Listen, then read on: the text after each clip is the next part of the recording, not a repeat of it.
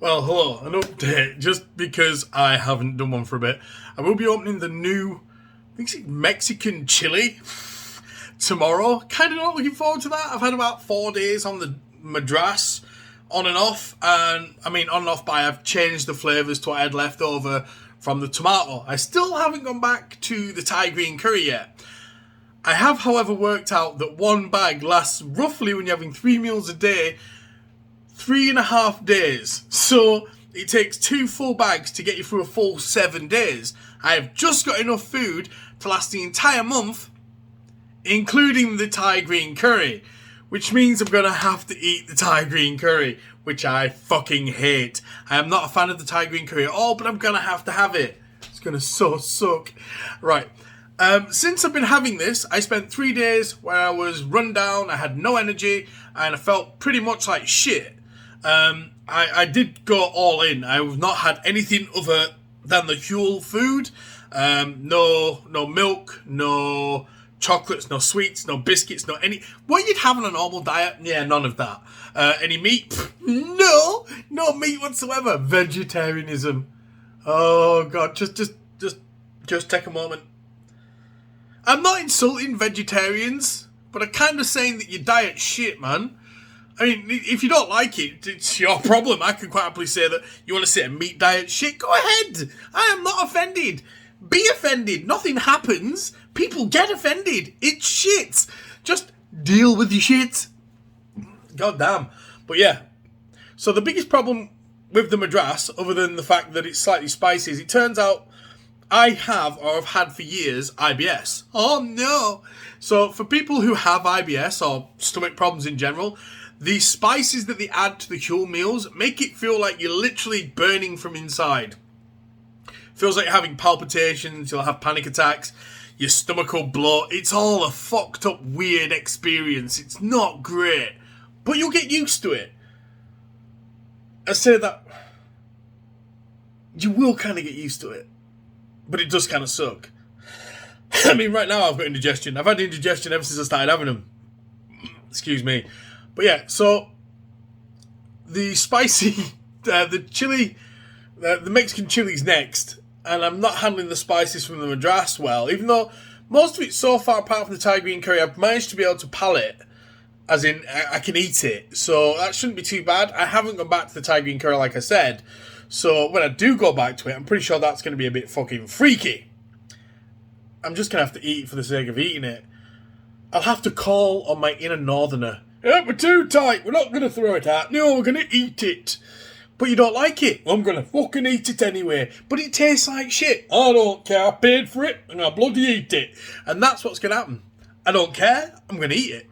I paid for it. I'm going to fucking eat it. Oh, I don't want to eat it. Someone come and eat it for me. No, it's alright. I'll eat it. Oh, God, no. If anyone shows up and you're hungry, I'll quite happily feed you the Thai green curry. Oh, yeah. But there is noticeable weight loss. Right now, then, with these are the interesting bit that everyone would like to know. With having 3 meals a day, 2 scoops daily, that is only 400 calories per meal. So you're only having 1,200 calories every single day. The average calorie deficit for a bloke, when you just wander around and do very little, is 2,500. That's what you burn every day by sitting on your ass being a fat slob. Hi, that's me. So I'm literally under 1,000 calories plus under what I'd normally be. You know, normally the old me be like, I can have a chocolate bar. I can have some biscuits. That guy's had a bitch slap. You know, as soon as he's going, I can have a... And he's like, you can't have nothing, bitch. You can have the huel food and nothing else. That's all you're allowed. Okay. He can sit and grovel in the corner all he wants. My idea of a treat in the last 2 days, I got some milk to put in my coffee. How sad is that? I have milk in my coffee and I feel amazing because I've spoilt myself. When did milk in coffee become spoiling myself? I'm not going to rant about it. It's just... I actually have one here. It's got milk in it. Oh my God, honestly, just putting milk in coffee makes so much of a fucking big difference. Anyway, I'm not going to get excited. Milk in coffee. Focus, fat man, focus. Yeah, so I'll be opening the Mexican chili tomorrow. But I just want to let you all know, the diet's actually working. I'm miles under the calorie deficit. There was a couple of days where I didn't feel very well, and I suffered because of that. But I believe that was my body adjusting to the new kind of foods. Because what they put in huel, I'd never eaten before. I'm not going to lie. It's all flax seeds and vegetables, all dehydrated. Still, a lot of people don't think it's real food. It doesn't taste like real food. But it is, yet again, correctly balanced nutrition. Somebody's done all the work, so you don't have to. And I did find some new flavours that I'm kind of looking forward to turning up next month.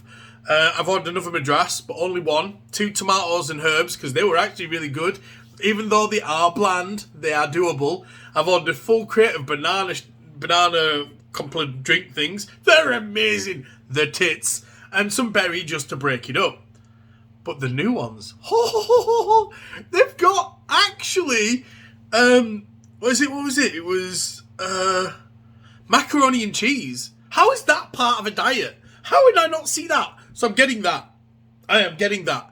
They do have korma and as well, but I can't have korma. That's just too coconut heavy for me. Their entire range is based on coconut and peas for their protein. So if you are allergic to coconut and not a fan of peas, I mean, you can't see the peas, they're powdered to shit. But if you are that way inclined, don't do it. Don't use them. And the tastes definitely do vary. I'd suggest get one bag. Make sure it's a flavour you did used to like and see what you think. It is solely down to preparation. You get the hang of it while you're making it. It'll either be too runny, too thick. They do tell you if it's too thick, add more water. Don't do that, it turns out shit. You get it right the first time or just fucking abandon it and start again. And if you put too much water in it, well, you're having soup. There's no way around it. You're having soup. But if there is too much water in, there is a little cheat you can use. Leave it stood on the side longer. Because the longer you leave it stood without being stirred or anything, it does still absorb it into it. The mixture's fairly absorbent. So literally, you get it, put your powder in, put your hot water in. There's a little line where you can fill it up to in the cup that they send you. Use that. It's very useful. Don't use a fucking bowl like a plant pot. Then once you put it in, make sure you thoroughly mix it all. Screw the lid that it comes with onto the top of it. Wait for 5 minutes. Pop the top off. Stir it round again. And leave your spoon in the top with the top on the side. And at that point, you can see how thick it is. If it's too thick for you, you can get away with putting a little bit more water in.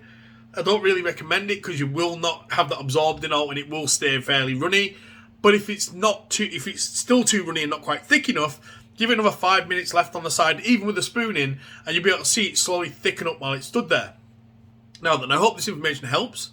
I'm going to bugger off. I just want to let you know that I'm doing well, finally adjusted to the food, and there is a noticeable loss in my face slimming down and things like that, because my friends tell me I'm starving myself.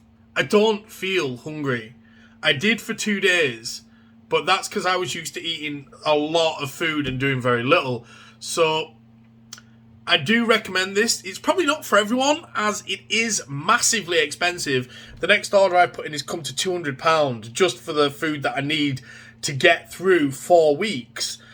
But when you look at it the logical way, I'd spend 200 quid on food easy over a month while I'd be eating shit, and none of it would be nutritious, and all of it would be very bad for me, and I would get an even bigger fat bastard than I am right now. So I'd rather pay the 200 quid to eat properly than not. But that's my personal opinion, before anyone cries and whinges about it. But yeah, give it a try. If you at least want to do it, try it at least once. But beware, it doesn't taste like normal food, and your taste buds do need to adjust. I'll see you tomorrow when I try the Mexican chili. I wonder if the toilet will ever forgive me. I don't think it will.